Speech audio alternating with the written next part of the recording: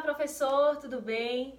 Tô aqui no nosso cantinho pra gente ter uma conversa um pouco diferente do normal hoje, do nosso usual aqui na nossa página. Hoje a gente vai falar como eu, professora cristã, aplico as questões bíblicas no dia a dia na minha sala de aula. Será que é possível fazer esse diálogo entre a Bíblia e a minha prática de sala de aula? Eu não tô falando aqui de currículo, eu não tô falando de conteúdo, eu tô falando de prática na sala de aula. Então a gente vai ver se é possível fazer esse link entre Bíblia e sala de aula. Fica comigo aqui até o final, tá bom? Então, é importante a gente pensar primeiro em relação à maneira como Deus lida com a gente, antes de entrar necessariamente em relação ao dia a dia, né, na sala de aula.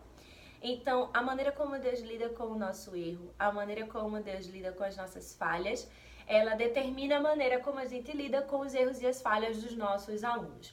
Então, uma coisa que me chama muito a atenção na questão de Deus, né, tratando com a gente, é como Ele não pauta a nossa vida, a nossa caminhada com Ele, com as nossas raízes fincadas no passado. Pelo contrário, Ele chama a gente a olhar para frente, mas retirando aprendizados dos nossos erros. E eu vou dividir essa questão em três, tá bom? Uma primeira questão em relação a isso é que ele diz assim: lembrem-se de onde vocês caíram. Em uma das cartas de Cristo à igreja, lá em Apocalipse, a uma das igrejas, né, uma das 7 igrejas, ele diz assim: lembrem-se de onde vocês caíram. Então, Cristo, ele não quer que a gente viva com as nossas raízes no passado, sabe? Daquela maneira que a gente não consegue andar pra frente, porque a gente tá preso no passado, a gente tá ali enraizado, a gente tá ali preso, literalmente, ao nosso passado. Não. Ele nos chama a andar pra frente, mas em um determinado momento ele faz: lembrem-se de onde vocês caíram. Lembrem-se onde foi que vocês erraram. Então esse é um convite que Cristo nos faz, né? Ele diz: olhem para onde vocês erraram. Uma segunda questão é que ele diz assim: lembrem-se quem eu fui para vocês no passado. Então é um segundo convite que Deus nos faz para olhar para o passado. É quando ele diz assim: lembrem-se quem eu fui para vocês. Então a gente consegue ver isso nos Salmos, onde ele diz: lembrem-se de quando eu fui com vocês no Mar Vermelho, eu fui coluna de fogo, eu fui nuvem, né, com vocês. Então assim, Cristo, ele nos chama para olhar para quem ele foi pra gente no passado, na nossa caminhada. Então, no decorrer da nossa caminhada, quem foi Cristo pra gente? Então, Cristo, ele constrói uma memória na nossa cabeça. Isso é muito importante. Ele trabalha com a base de em quem eu já fui, quem eu sou e o que eu prometo ser. Então, há uma sequência, né, do relacionamento aí de Deus com a gente. Ele constrói essa memória de confiança. Ele não diz assim: confie em mim somente porque eu sou. Confie em mim porque vocês sabem quem eu sou, porque eu já me mostrei para vocês em outras situações. Então, nessa que você está vivendo agora, confie em mim. Esse é um segundo ponto. E um terceiro ponto é quando ele olha para frente, né? Ele manda a gente olhar para frente. Ele diz: olhe para frente, olhe para o alvo, caminhe, né, nessa progressão de santificação de vocês. Eu sei que vocês erraram, eu sei que vocês falharam, mas esse não é o momento de parar, de estagnar, é o momento de prosseguir. Então, olhe para trás, olhe para onde vocês caíram, lembrem-se quem eu fui para vocês nessa caminhada de vocês. E agora que vocês sabem disso tudo, isso dá para vocês combustível para vocês seguirem em frente. A maneira pedagógica com que Deus trabalha o nosso erro é essa. Ele manda a gente olhar para trás e ver onde a gente caiu. E ele diz: lembrem-se quem eu fui para vocês nesse momento e agora vocês caminhem acerto, caminhem acertando. Tentem não errar mais aquele mesmo erro. Lembrem de onde vocês caíram. Ok, Ana, o que isso tem a ver com a correção ortográfica? Então, são 3 princípios que a gente pode tirar aí. O primeiro é: lembrem-se de onde você caiu. É o momento em que o seu aluno ele vai fazer a correção da atividade dele. Então, vamos lá.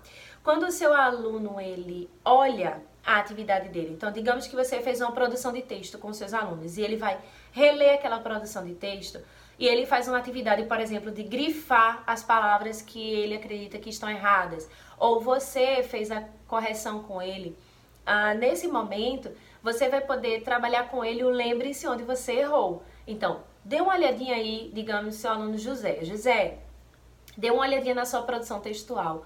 Veja a quantidade de palavras que você grifou como erradas. Lembre-se de onde você errou. Quais foram as palavras que você mais errou?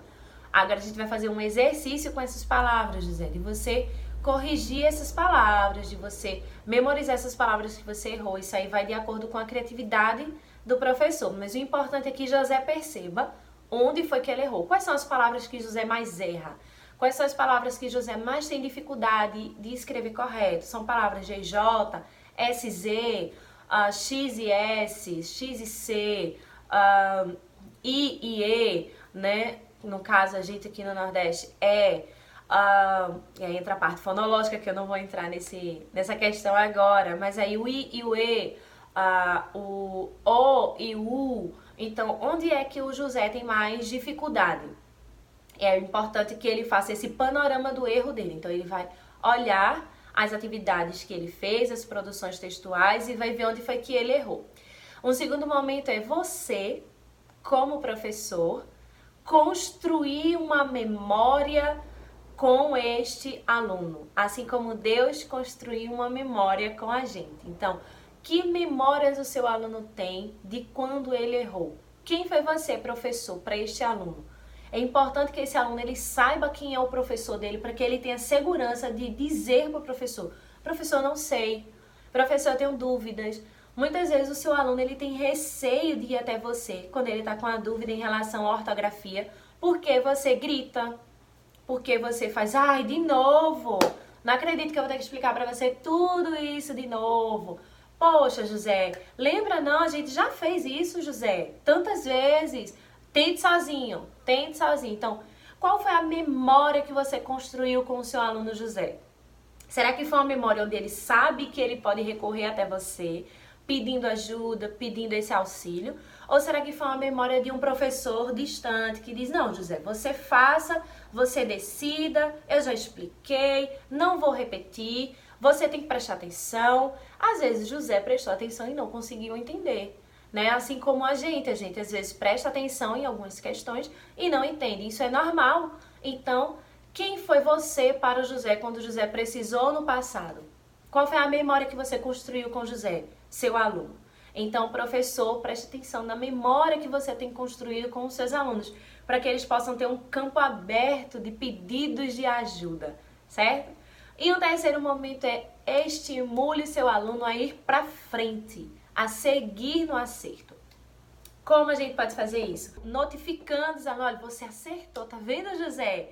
Lembra aquela palavra que você sempre errava? Veja que lindo, você acertou dessa vez, parabéns.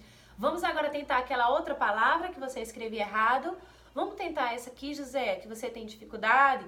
Então é você pegar José e não somente dizer: não fez mais do que sua obrigação, José, porque eu já ensinei isso a você 300 vezes. Não. José, parabéns, você acertou. Agora vamos tentar acertar outra palavra. Então é andar com o seu aluno nessa progressão de melhoria, nessa progressão de acertos. O seu aluno ele precisa primeiro identificar onde ele errou. Anota aí. Primeiro, identifica onde ele errou. Segundo, construa uma memória de segurança com os seus alunos. Não humilhe seus alunos publicamente. Não pegue o erro dele como exemplo para toda a turma. Olha, tá vendo aqui, José sempre erra essa palavra. Não sei o que fazer com José. Olha, José, sinceramente, eu não sei o que fazer com você. Não. Construa memórias de segurança com seus alunos. Construa memórias positivas com eles. Então, viu o erro do seu aluno? É o momento de você pensar: que memória eu vou construir com esse aluno agora? Será que eu vou ser aquele professor que o aluno tem medo de falar comigo? Ou será que eu vou ser aquele professor que o aluno sente segurança de que eu vou guiá-lo e ajudá-lo? E uma terceira questão é: incentive seu aluno no caminho da progressão, no caminho da evolução. Eu tenho certeza que esses preceitos bíblicos são muito efetivos na nossa sala de aula, porque Deus nunca erra. Ok, professor? Eu espero que tenha te ajudado, eu espero que tenha trazido algum tipo de norteamento para você, que tenha agregado na sua prática. E até a próxima!